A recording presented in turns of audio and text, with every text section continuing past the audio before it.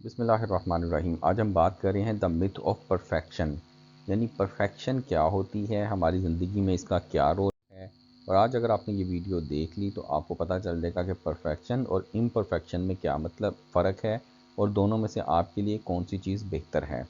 आया आपके लिए परफेक्ट होकर रहना, आया आपके लिए परफेक्शन बेहतर है, या आया आपके लिए इम्परफेक्ट होना, या आया आपके लिए इम्परफेक्शन होना बेहतर है। तो लेट्स सी, परफेक्शन को डिफ़ाइन किस तरह किया जाता है कि जी perfection is a concept that refers to the state और quality of being entirely flawless, faultless और विदाउट एनी डिफेक्ट और एरर।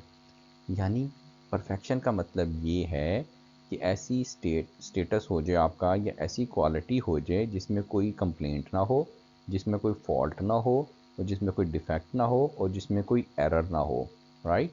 तो ये परफेक्शन की एक सिंपल सी डेफिनेशन है। और द परसूट ऑफ परफेक्शन का मतलब क्या है? The pursuit of perfection is often driven by the desire to attain the highest level of quality, precision और ब्यूटी।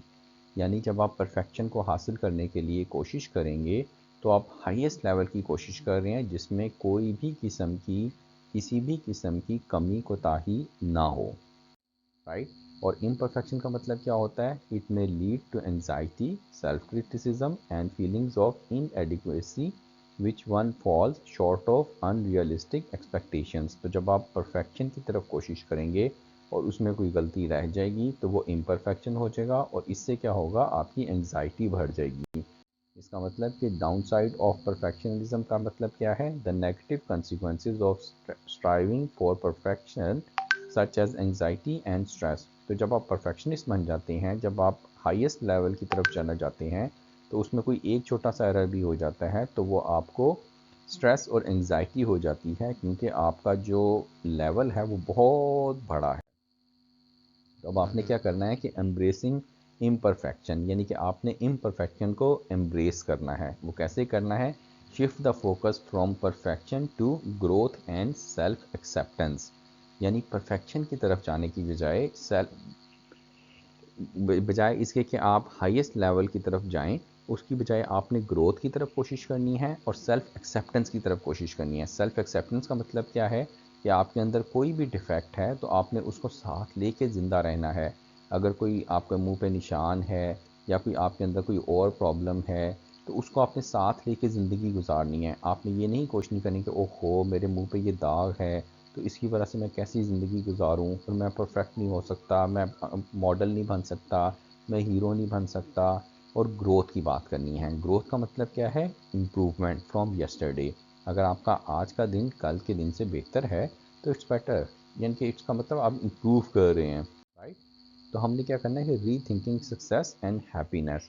आपने challenge the notion that success and happiness are solely tied to achieving perfection. यानी आपने success और happiness का ये मतलब नहीं लेना कि आप परफेक्ट होंगे तो आप सक्सेसफुल होंगे, आप परफेक्ट होंगे तो आप हैप्पी होंगे, नहीं।